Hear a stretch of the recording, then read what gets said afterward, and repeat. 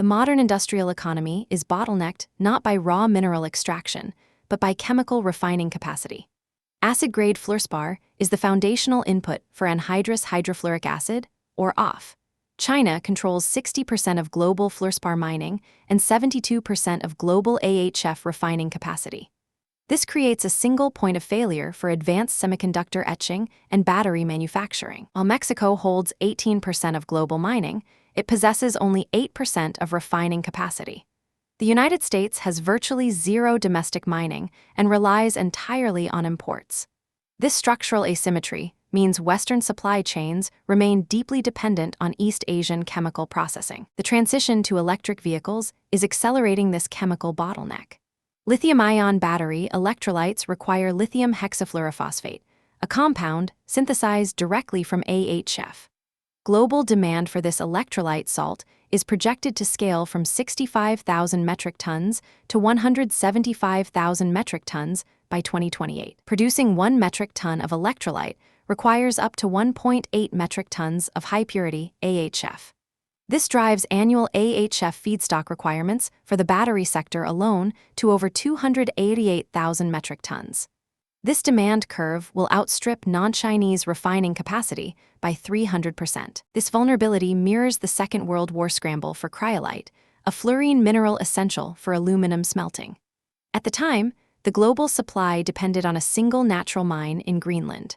To bypass this maritime choke point, both Allied and Axis powers rapidly scaled synthetic cryolite production using hydrofluoric acid. United States synthetic output rose from 12,000 tons in 1939 to 92,000 tons by 1944.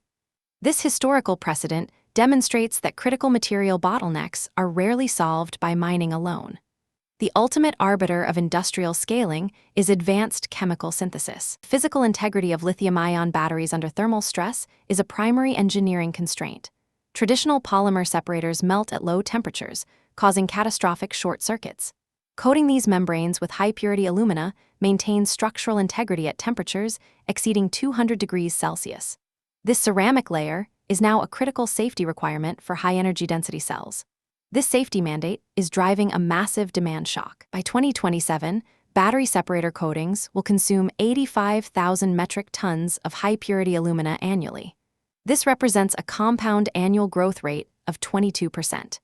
In 2023, battery demand officially surpassed all other industrial applications combined. The supply chain for this critical safety material is highly consolidated. East Asian nations control 81% of global refining capacity. China alone commands 42%, while North America and Europe combined possess only 9%. This geographic imbalance creates an acute single point of failure for Western automotive manufacturing.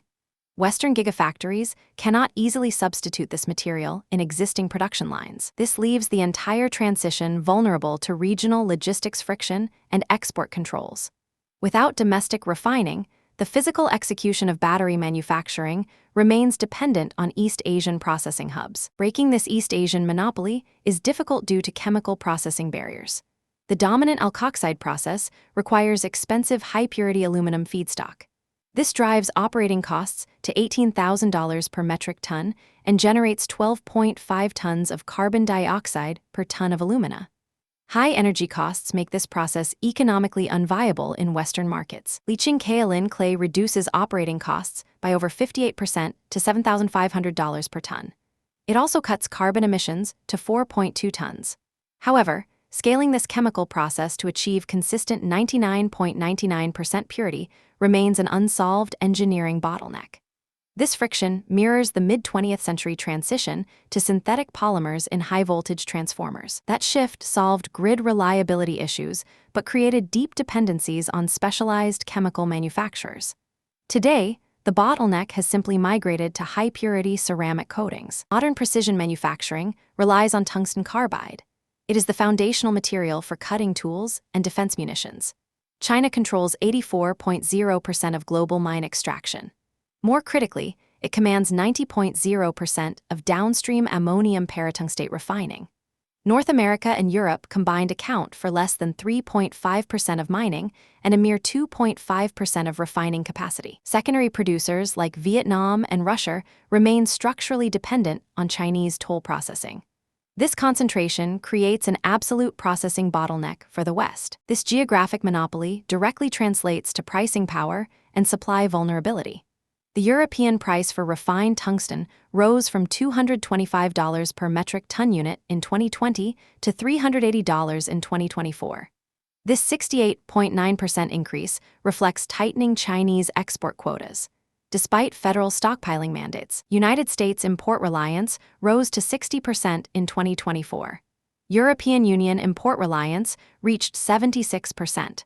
Western industrial bases are failing to decouple from the single point of failure. Substitution is functionally impossible due to the physical limits of materials science. Metalworking and precision machining consume 48,500 metric tons of tungsten carbide annually. The substitution index for this sector is a near zero 0.12. In defense, the vulnerability is even more acute. Munitions and kinetic penetrators consume 12,500 metric tons annually, with a substitution index of 0.05. Without tungsten, high-speed machining and advanced defense production grind to a halt. This friction mirrors the Second World War Wolfram crisis, where access to Portuguese mines dictated the rate of munitions production. Today, the bottleneck has migrated from raw ore to highly concentrated chemical refining. Nuclear power generation relies on a critical materials bottleneck where chemical purity dictates operational viability. Zirconium is the industry standard for fuel cladding due to its low neutron absorption. However, raw zirconium ore always co-occurs with hafnium, which acts as a severe neutron poison. Refining raw ore into nuclear-grade zirconium sponge requires highly specialized chemical infrastructure. Only 5 nations control this primary separation capacity. While Western capacity has remained virtually static, China has expanded its refining capacity by over 166.7% since 2018. Physical constraint of this separation process is extreme. Natural zircon contains about 2% hafnium. This concentration must be reduced to less than 100 parts per million to prevent the alloy from absorbing too many neutrons. Achieving this purity requires a minimum of 32 stages of liquid-liquid extraction. Even minor deviations degrade reactor fuel efficiency. If hafnium levels rise to just 500 parts per million, neutron absorption increases by over 27.7%. Shortening the operational cycle of the reactor. This chemical bottleneck is colliding with a massive demand expansion in the Asia-Pacific region. A standard 1,000 megawatt reactor requires up to 40 metric tons of Zircaloy tubing for its initial load. It then requires regular reloads every 18 to 24 months. While Western demand remains highly inelastic, Asia-Pacific demand is projected to grow by over 156.2% by 2030. This leaves Western utility operators highly vulnerable to supply disruptions. This materials race mirrors the early Cold War, when the United States nuclear navy was entirely gated by the scale-up of zirconium-hafnium separation plants. Today, the physical execution of the nuclear transition remains bound to the same chemical limits. The physical execution of the global energy transition is colliding with semiconductor manufacturing limits. High-voltage direct current transmission lines are essential to connect remote renewable power to urban centers. However, these grid projects are stalled by a severe shortage of high-power switching devices. Average lead times for critical converter stations have expanded from 18 months to 60 months. The global project backlog has quadrupled to 180 gigawatts. This delay is driven by a near-total utilization of float-zone silicon manufacturing capacity, which has reached 99%. This bottleneck is highly concentrated at the material level. High-power transistors require ultra-pure float-zone silicon to withstand extreme electrical fields. Standard silicon used in consumer electronics contains too much oxygen, causing thermal breakdown under high voltages. Only 2 companies control 85% of the global merchant market for float-zone wafers. Shinetsu of Japan holds 48%, while Siltronic of Germany holds 37%. This extreme corporate concentration creates a single point of failure for global grid modernization. Scaling up production to meet this demand is restricted by the physics of crystal growth. Transitioning from 150mm to 200mm wafers increases substrate costs by 88.8%. Maintaining crystal lattice stability at larger diameters is exceptionally difficult. Larger wafers suffer from severe thermal stress and warpage during high-temperature processing. This drops lithography yield rates from 88% down to 74%. The resulting finished module cost rises to $3,500, imposing a severe economic penalty on manufacturers attempting to scale. This electronic bottleneck is historically analogous to the late 19th century alternating current grid expansions. Early AC deployment was severely throttled by transformer insulation limits before the invention of synthetic polymer varnishes. Today, the physical limit of grid scaling is once again dictated by materials science. The Bosporus Strait is undergoing a structural transition from a minor transit corridor to a severe capital-draining bottleneck. Average transit delays for bulk carriers escalated from 1.1 days in 2019 to 12.8 days in 2023. This represents a tenfold increase in idle transit time. Consequently, daily demurrage penalties for dry bulk vessels rose from $12,000 to $38,500 over the same period. This financial friction is driven by mandatory environmental inspections and safety pilotage protocols implemented after 2021. These regulatory changes added over 4 days of structural delay, independent of seasonal agricultural surges. Bypassing the Bosporus-Vire overland rail corridors remains economically punitive for most bulk commodities. Maritime transit to Northern Europe costs $32.50 per metric ton, despite a 140% increase in risk premiums and demurrage. In contrast, overland rail alternatives impose a massive cost premium of $85 per ton. This cost disparity is driven by track gauge conversion bottlenecks at borders and limited rolling stock. For Middle Eastern destinations, the overland rail corridor costs $72 per ton.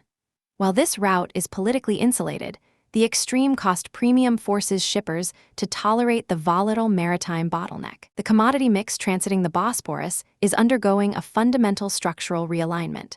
Total annual vessel transits declined by 17% between 2018 and 2023, falling to 34,200.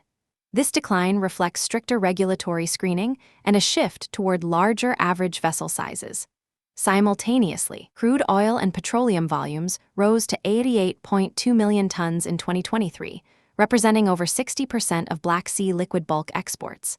Conversely, agricultural grain shipments contracted by 35% from their 2021 peak.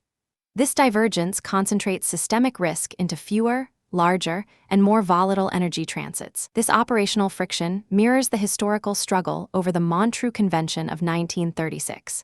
The treaty established free commercial transit, but physical and regulatory realities now override legal frameworks. Today, the Strait functions as a physical governor on the speed of Black Sea commodity integration. The global transition to next-generation solar hardware is colliding with a rigid metallurgical limit. Indium is not mined directly. It is recovered exclusively as a trace byproduct of zinc smelting. This makes the global supply curve highly inelastic. Refined indium supply will grow by only 1.1% annually through 2030. Meanwhile, heterojunction solar cell manufacturing is scaling exponentially. This sector alone will require 1,800 metric tons of indium annually by 2030. A structural deficit will emerge by late 2024. By 2030, the shortfall will reach 1,660 metric tons. This deficit exceeds current global refining capacity by over 160%. The efficiency gains of next-generation solar architectures are directly coupled to high indium consumption. Standard heterojunction cells require 12 milligrams of indium per watt. Legacy architectures require 0. This creates a stark trade-off between thermodynamic efficiency and supply chain feasibility. Reducing indium intensity to 4 milligrams per watt is technically possible. However, alternative oxides cause an efficiency penalty of up to 0.5%. In a low-margin industry, this penalty stalls commercial adoption. Emerging perovskite silicon tandem cells compound this bottleneck. They require 15 milligrams per watt due to multi-layer conductive coatings. The physical scaling of clean energy remains bound to these micro-scale material requirements. This supply chain friction has a clear historical precedent. During the flat panel display boom of the early 2000s, indium prices surged by over 1,000%. Prices rose from $100 per kilogram to over $1,000 in just 3 years. Because indium is a byproduct, global supply could not respond. Zinc mining grew by only 12.3% over the same period. The market was entirely locked by the economics of base metal refining. The display industry eventually mitigated the crisis through aggressive recycling of manufacturing scrap. However, this circular model cannot be easily replicated in the solar sector. Solar assets are highly distributed and deployed in the field for decades. This structural reality leaves the solar transition highly vulnerable. Without a fundamental breakthrough in alternative transparent conductors, the physical limits of zinc refining will dictate the pace of global decarbonization. Global industrial base relies on an extreme geographic duopoly for refined boron.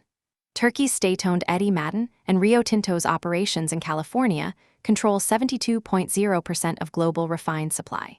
This concentration leaves advanced manufacturing highly exposed to localized disruptions.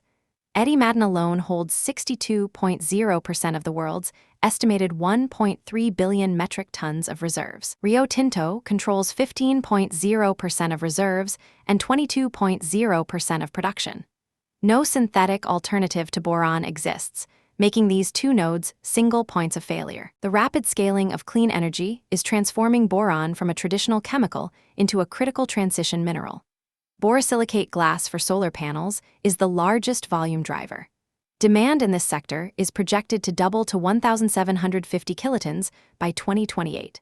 Simultaneously, high-strength permanent magnets for electric vehicles represent the fastest-growing segment. These magnets require boron to prevent thermal demagnetization in traction motors. This application is expanding at 12.8% annually. Total global demand is projected to reach 3,600 kilotons by 2028. This trajectory will outstrip planned capacity expansions by 350 kilotons. The structural deficit threatens to stall both solar and automotive supply chains. This structural deficit has permanently elevated the price floor for refined boron. Spot prices for refined boric acid rose from $750 per metric ton in 2015 to a peak of $1,450 in 2022. This surge was driven by a market deficit that emerged in 2019. The global balance shifted from an 80 kiloton surplus to a deficit of 140 kilotons. The duopolistic supply structure cannot respond dynamically to surging industrial demand. Even with minor corrections, the deficit remains at 125 kilotons in 2024. Prices remain locked above $1,400 per ton.